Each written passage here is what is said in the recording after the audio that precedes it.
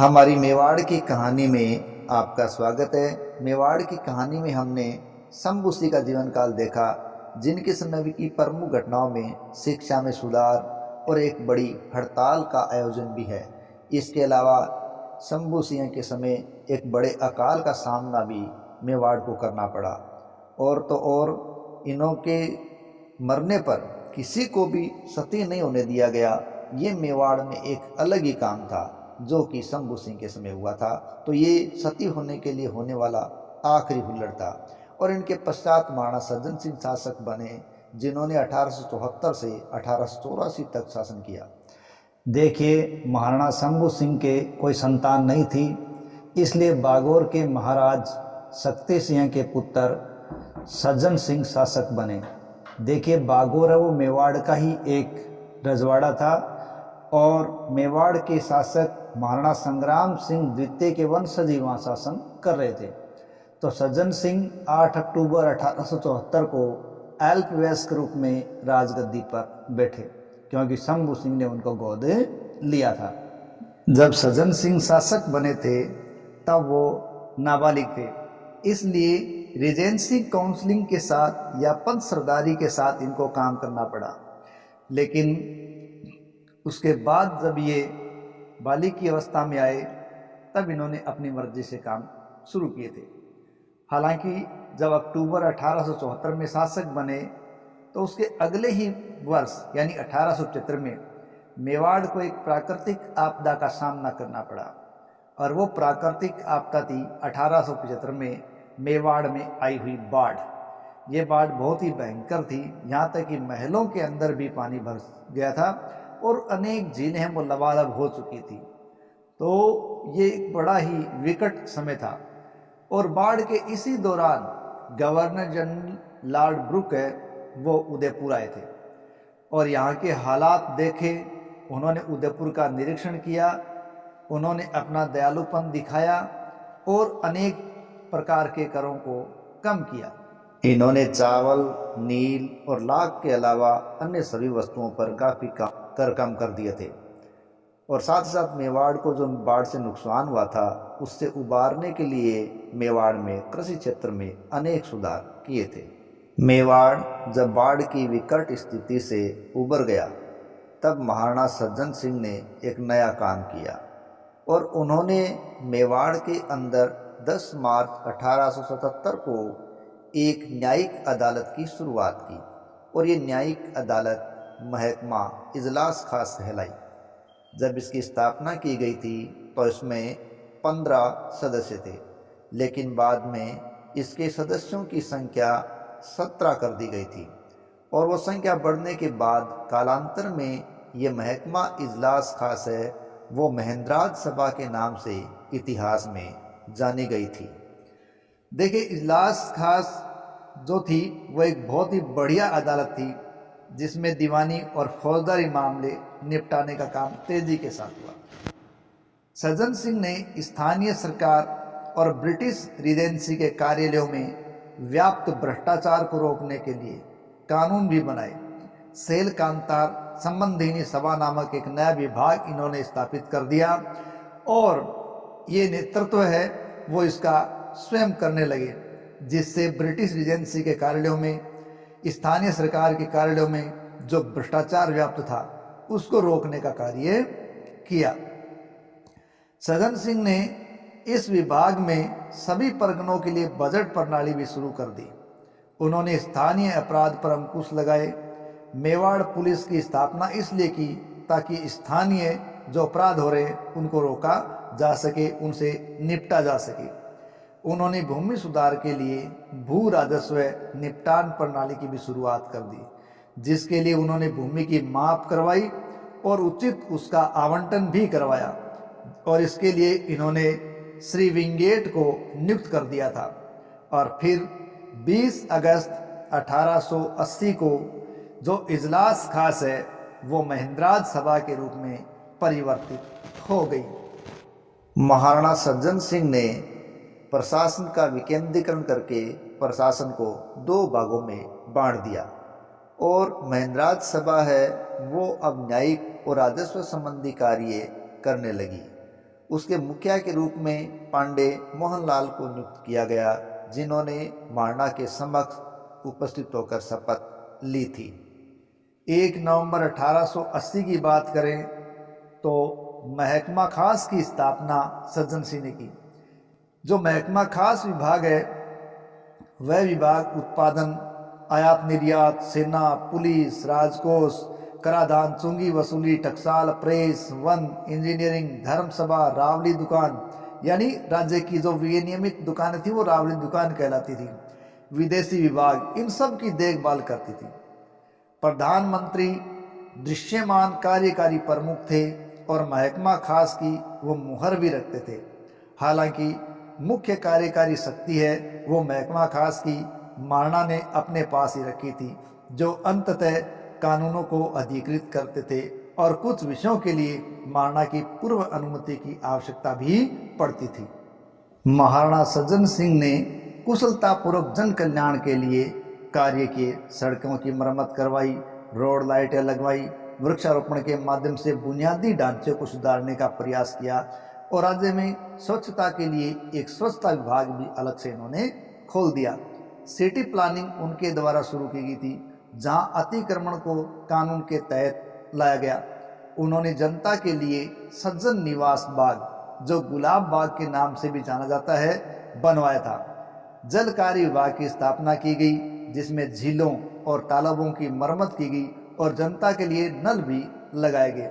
कृषि में सुधार हो, इसके लिए उदय सागर तथा राजसमंद जिलों से नहरें निकाली गई। इस प्रकार उन्होंने कई जनता के कल्याण के लिए कार्य किए। उन्होंने चित्तौड़ उदयपुर रेलवे लाइन परियोजना की भी योजना बनाई, जो बाद में महाराणा फतेह सिंह के द्वारा पूरी की गई थी। इसके अलावा सज्जन सिंह ने उदयपुर में सज्जन निवास बाग में पहला चिड़ियाघर भी स्थापित किया था, जो अपने आप में एक अनूठा दृश्य है। उदयपुर में गौशाला, अनाथालय, मानसिंह आरोग्यशाला आदि का निर्माण भी इनके द्वारा करवाया गया।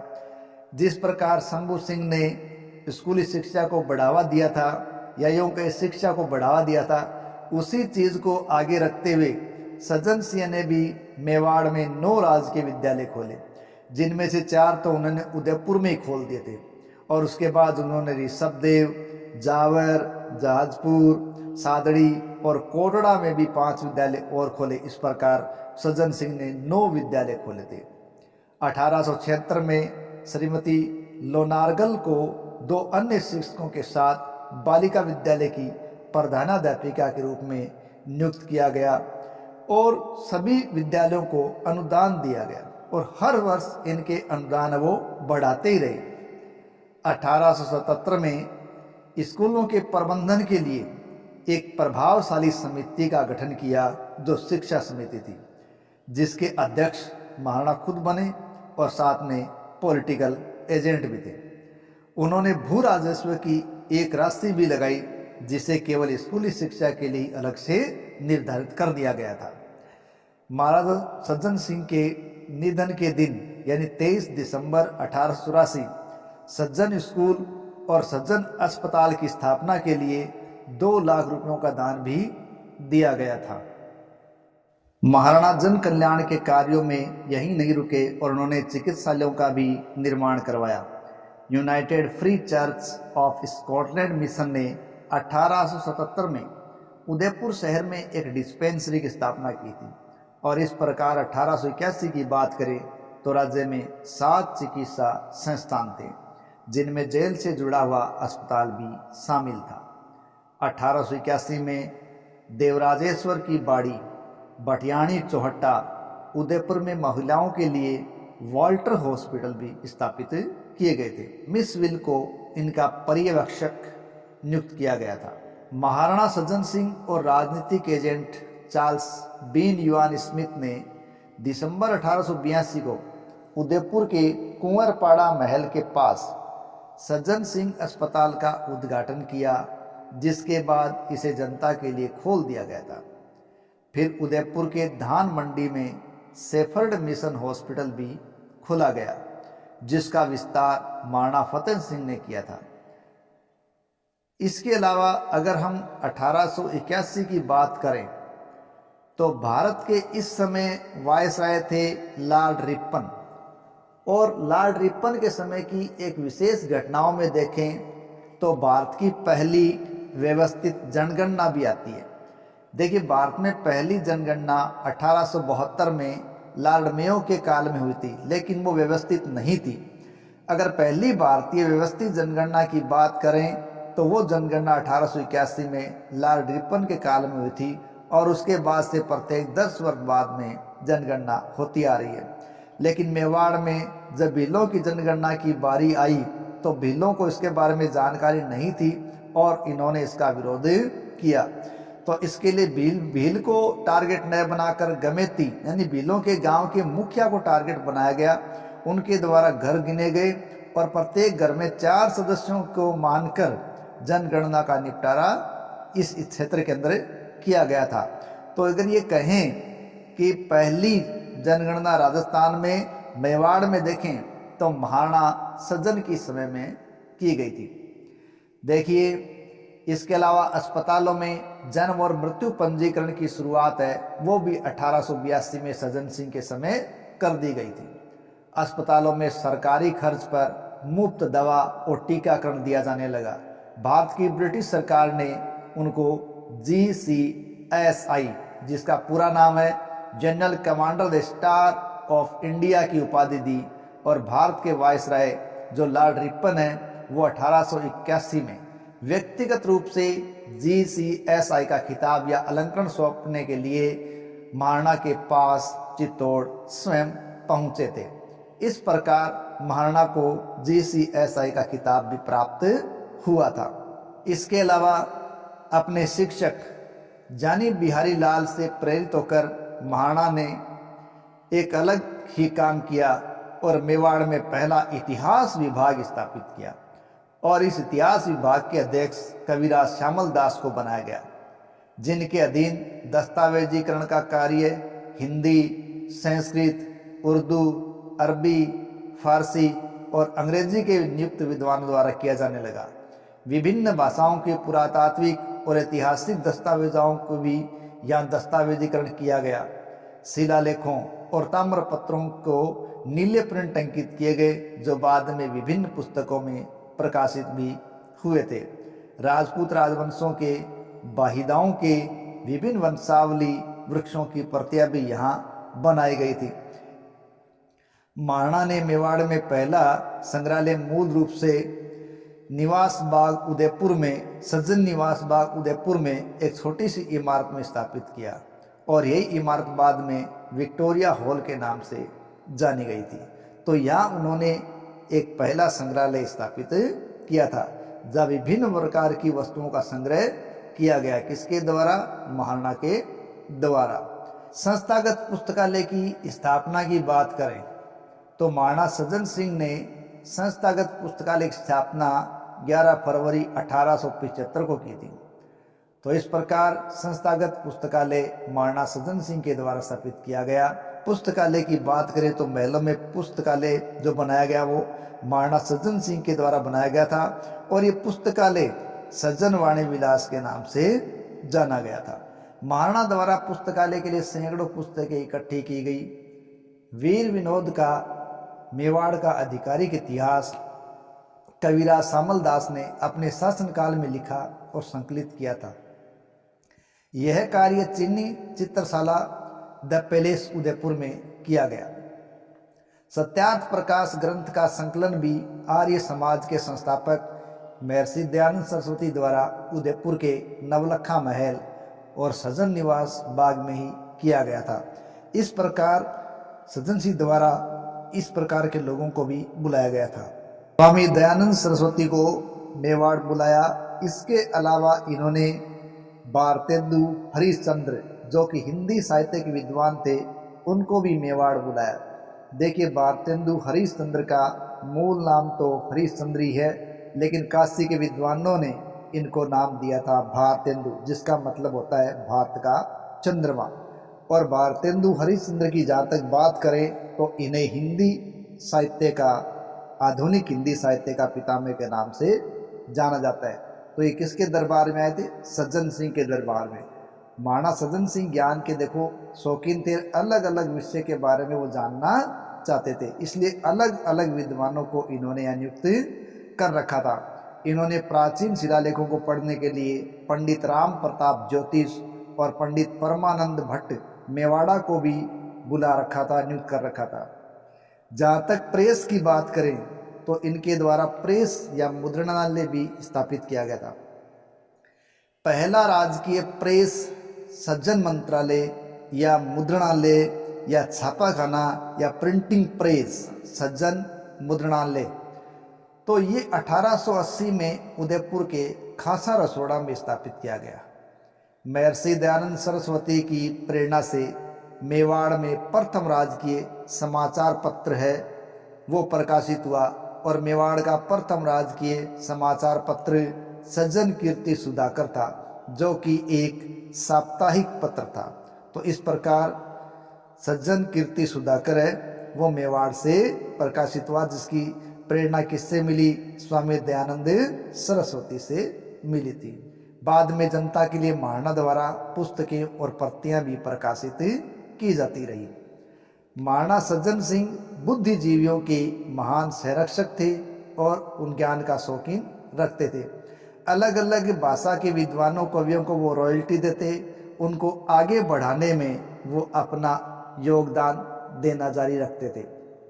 इसके अलावा महाराणा सज्जन सिंह के शासनकाल में कवि राजा श्यामल दास, उज्जल फतेहकरण, बारठ किशन सिंह, स्वामी गणेशपुरी कवि मेवाड़ के राज दरबार में रहते थे और बुद्धिजीवियों के प्रभाव में आकर ही महाराणा स्वयं भी काव्य की रचना शुरू कर दी थी। महाराणा द्वारा लिखी गई कविताएं स्वर्गीय बिजोलिया राव कृष्ण सिंह की पुस्तक रसिक विनोद में प्रकाशित हैं, जो आज भी मौजूद है। महाराणा ने प्रत्येक सोमवार को काव्य सत्र भी आयोजित किए और भाटों को अपने यहाँ आमंत्रित किया। साहित्य सभा विद्वानों को इकट्ठा करने की उनकी पारंपरिक अवधारणा पहली बार 20 जुलाई 1879 को सिटी पैलेस उदयपुर में महाराणा सज्जन सिंह के द्वारा आयोजित की गई थी। महाराणा ने जोधपुर के प्रसिद्ध कवि राजा मुरारी दान, बनारस के बाबू सत्य नरेश चंद्र को भी आमंत्रित किया और उनकी देशभक्तिपूर्ण लेखनी के लिए उनको कोटि कोटि धन्यवाद दिया और उनको सम्मानित भी किया था। महाराणा सज्जन सिंह को बुनियादी ढांचे के विकास और किलों की मरम्मत में भी काफ़ी रुचि थी।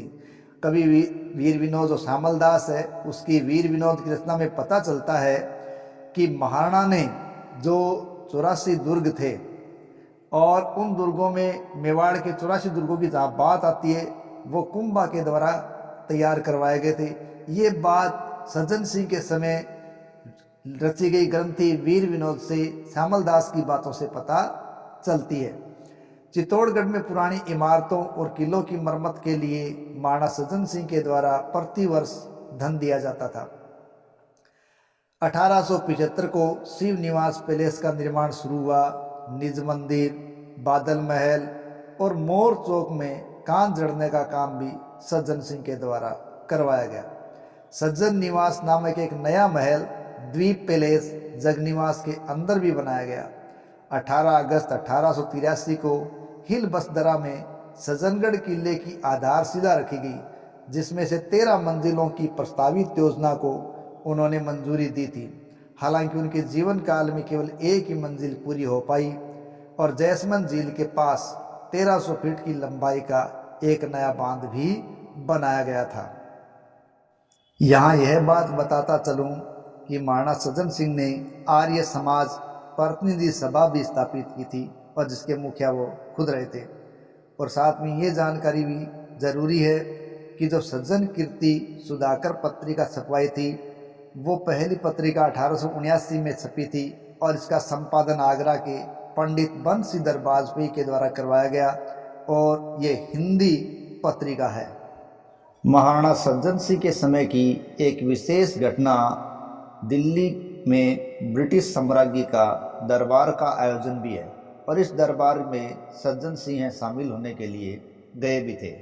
इसके अलावा वीर विनोद के रचयिता श्यामल दास को कवि राजा की उपाधि सज्जन सिंह के द्वारा ही दी गई थी और वीर विनोद की रचयिता श्यामल दास ने मेवाड़ की सेवा में 21 साल तक अपनी लेखनी के द्वारा कार्य किया था। इसके अलावा वीर विनोद है वो श्यामल दास की एक प्रमुख कृति है जिसके लिए इनको केसर हिंद की उपाधि ब्रिटिश सरकार ने दी थी, क्योंकि ब्रिटिश सरकार ने इसलिए दी कि वीर विनोद में इन्होंने अंग्रेज़ों का पक्ष लेते हुए काफ़ी कुछ लिखा है, क्योंकि मेवाड़ की स्थिति सुधारने के लिए इनको लगा कि अंग्रेज़ों के द्वारा बहुत प्रयास किया गया है। इस पुस्तक को लिखने में श्यामल दास द्वारा लगभग 1 लाख रुपए खर्च किए गए। हालांकि मेवाड़ में जब महाराणा अगले फतेह सिंह बने, जो कि सज्जन सिंह के बाद बने, तो वो इस वीर विनोद पुस्तक के कुछ पन्नों को जला देते हैं, क्योंकि उनमें अंग्रेज़ों की बड़ाइयाँ लिखी हुई थी, जबकि फतेह सिंह उनको अच्छा नहीं मानते थे। और वीर विनोद है वो अवधी भाषा का लिखा गया एक लेखक नामा है। इसके अलावा इस पुस्तक के अंदर हमें पता चलता है कि राजस्थान के क्षेत्र में स्थापत्य कला का जनक है वो महाराणा कुंभा है।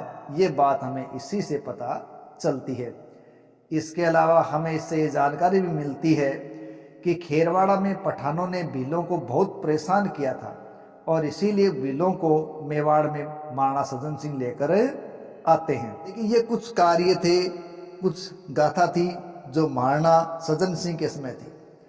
नाहर मगरा में नए उद्यान का निर्माण इनके द्वारा करवाया गया और 23 दिसंबर 1884 को इनकी मृत्यु हो गई थी। महाराणा सज्जन सिंह के कार्यों के कारण महाराणा सज्जन सिंह पुरस्कार दिया जाता है, जो एक राज्य स्तरीय पुरस्कार है। और ये पुरस्कार चित्रकला, ललित कला, मूर्तिकला, वास्तुकला और शिल्प कला के माध्यम से समाज में स्थायी मूल्य स्थापित करने का काम किया जाता है, उसके लिए सम्मानित करने के लिए दिया जाता है। इस प्रकार मेवाड़ के महाराणा सज्जन सिंह एक लंबे कार्यकाल के दौरान आए और इन्होंने अपने आप को मेवाड़ में स्थापित किया और प्रजा के जन कल्याण के कार्य के साथ साथ मेवाड़ को उत्तरोत्तर आगे प्रगति की दिशा में बढ़ाने का भी कार्य किया, इसको आधुनिकता की ओर लाने का कार्य भी किया। और इनके इन्हीं कार्यों के कारण राज्य स्तरीय पुरस्कार सज्जन सिंह पुरस्कार शुरू किया गया है। ये थी आज की कड़ी महाराणा सज्जन सिंह। आशा है हमारा ये प्रयास मेवाड़ की कहानी का आपको पसंद आ रहा होगा। यदि पसंद आ रहा है तो प्लीज़ चैनल को सब्सक्राइब करें, वीडियो को लाइक करें, कमेंट करें। जय हिंद, जय भारत।